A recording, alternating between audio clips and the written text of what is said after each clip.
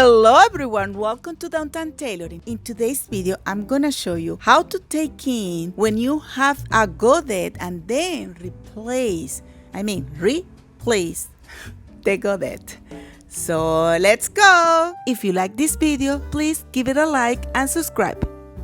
I'm gonna recreate on a mannequin the prom dress we took in with the godet. I received some questions about the taking and replacing the godet, and I want to clarify all of them in this video. This small mannequin will help me to do the dress in a reduced skirt, which will be easier for us to see and understand everything. So although I'm draping the new skirt, and of course it should be close to perfect, I'm gonna make it a little bit bigger on purpose so then we can take it.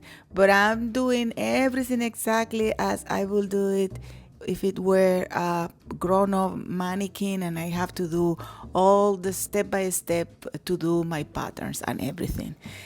I really like to drape on mannequin, but especially the small ones make me feel like I'm creative, but I'm playing with doll at the same time. It's a very nice sensation. First of all, I want to show you how to install a godet in a skirt. So there are different ways, but I have mine which for me work better. So basically what you are gonna do is to sew the skirt until the godet starts. And then you are going to place your godet and you will start sewing exactly in the last point the godet started. So I will just drop my needle in the right place, and then I'm going to sew from there down until I finish my godet. And that way I have my first side, and then to sew the other side I will place the godet at the other side, and then I will look exactly the point where the other side started, and exactly in this point I'm gonna drop as well my needle and sew it. As I told you before, there are other ways people do it, but those ways involve either cut the seam allowance, either make the seam allowance really small, or kind of twist that I really don't like. I like this finish we see. It kind of looks perfect when you do it that way. There is no pulling nor anything. The other way sometimes yield not so excellent results. So, now I'm making everything in the right length, and I'm going to iron all my godets. I have 3 godets today in that skirt. I think the original has 3 as well. So it's pretty similar to the original one. And when you iron, you either iron with the seam allowance open or the seam allowance closed. And I put it my skirt, and voila, that's my dress. Just kidding. I wish. No, I as well drape my top, the most similar I could to make to the original dress. And then I tried to make everything the same. I had a little bit of ribbon that I use as a structure, but just decorative. And I put everything and sew everything, and I was always watching the details in my original, and voila. So basically this is what we have. Here is a little bit too big, but before we go there, I want to show you something besides the job, which is this design here.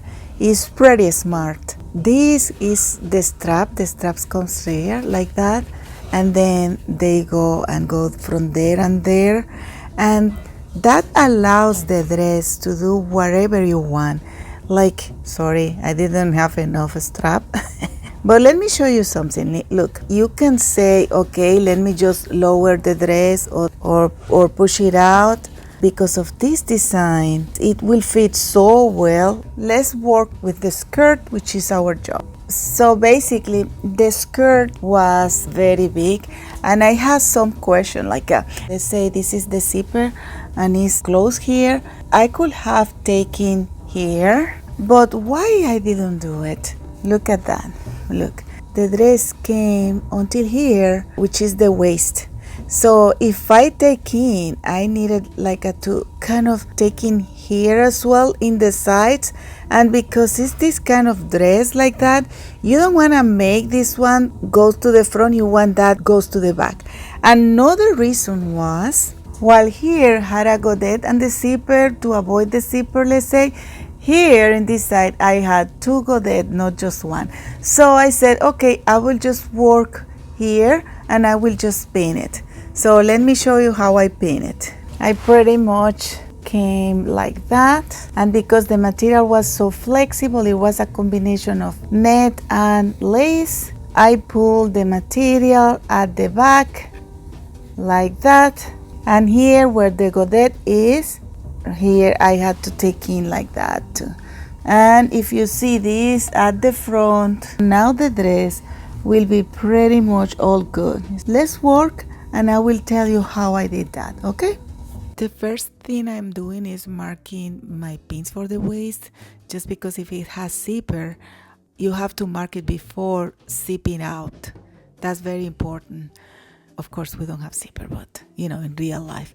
Now let's go to remove the dress to my mannequin, and whoops, don't look. I have my dress here, and I'm going to use a heat erasable pen to mark the pins. Usually I mark outside and inside, but really you don't need to mark outside. I just feel more comfortable just in case, I don't know, something happened. It's just, compulsion. But the important thing is to mark them inside, and then when they are all marked, I remove my pins. I'm gonna open my godet very carefully, and I'm going to open more or less halfway of the godet. I don't open the whole thing, although sometimes it's better, but halfway usually is very good. My next step is to mark my next sewing line. For that, I'm gonna balance the measurement that I already have by inserting a pin at the back and then making a new mark in between, which will be my right measurement.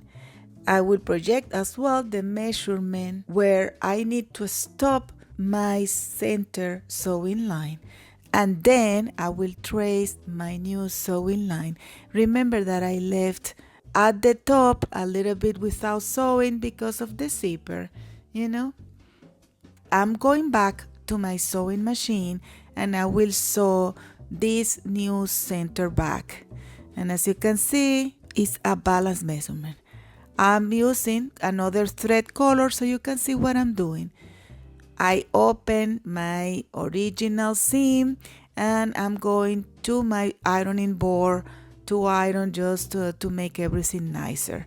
And of course, now I have a seam allowance that it seems too big. You see, it's 1 inch in here, which is 3 inches if we go to a scale. So I'm going to reduce more or less half of it, leaving around 1.5 inches, although I usually leave just 1 inch in my regular job.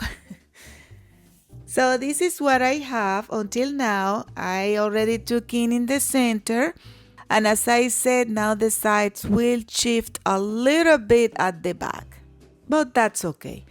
And now I have to resew the godet, and I have 2 ways to do it. In a regular scale, of course, I will need a whole long rule, this 36, like a 1-yard rule, which pretty much is the equivalent in that, like in my 12-inch rule. So you will need a long rule, and you basically will gonna trace a line from the point of your center back until the end of the godet. But in this case, that will make you redo the whole thing. So probably you don't need to redo the whole thing. Probably you can just do that instead. Trace your line from the center back until your godet is opened, and then you soften up the angle with a new line. This is not perfect because the godet is supposed to be completely straight, but this slight curve won't really change the way it looks. So you have both sides, one is completely straight and the other with a slight curve that is almost unnoticeable, and both sides will look exactly the same, you will see. I'm going to continue the seam on the godet, and I'm going exactly until the encounter point. Oops, I did this one a little bit less, so let me just repeat it. Okay, now it's all good. And then you just drop your needle again in the point you need and do your godet again. And you see, you just place the godet again a little bit more in, and your dress will look perfectly well and nicely balanced. Then of course you go to your ironing board, and here you go, this is the result.